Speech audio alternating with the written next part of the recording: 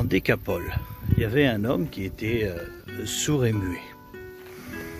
Ses proches avaient écouté parler qu'il y avait un homme qui était de Galilée. Dans la région de Génézareth, cet homme, quand il est arrivé, une foule l'attendait. Et là, ils étaient venus avec des malades.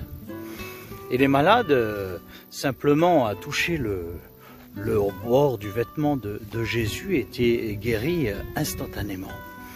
Ces gens l'avaient écouté parler et ces gens étaient émerveillés. Cette renommée avait parcouru plusieurs régions.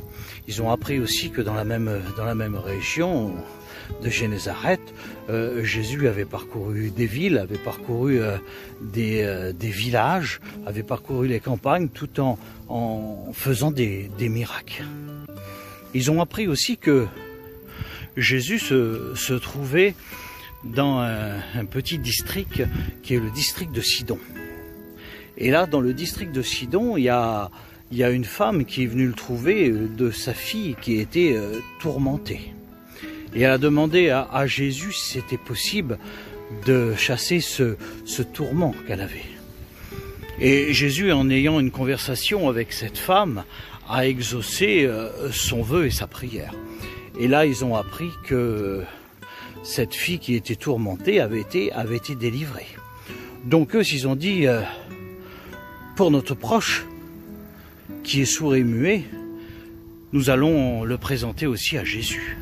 Mais voilà qu'il fallait attendre que Jésus arrive dans leur région. Et là, ils ont appris que Jésus venait dans leur région.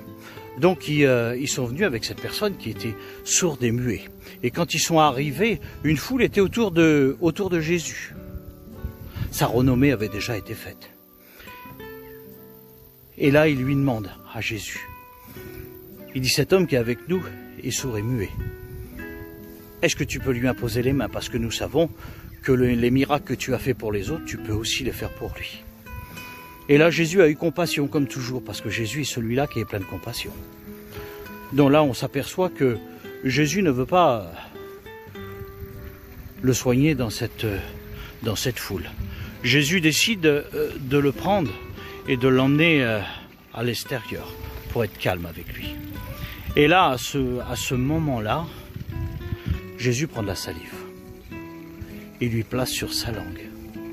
Il prend ses doigts, il lui met dans les oreilles. Et il lui dit un mot. Il lui dit « Ephrata, ouvre-toi ». Et là, à ce moment-là, nous, on s'aperçoit que ses oreilles s'ouvraient, que sa langue se délie. Et là, le miracle est arrivé. Cet homme qui était sourd et muet parle, écoute.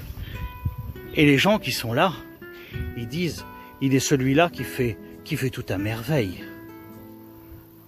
Il soigne même, il guérit même les sourds et muets. Quel récit encore merveilleux.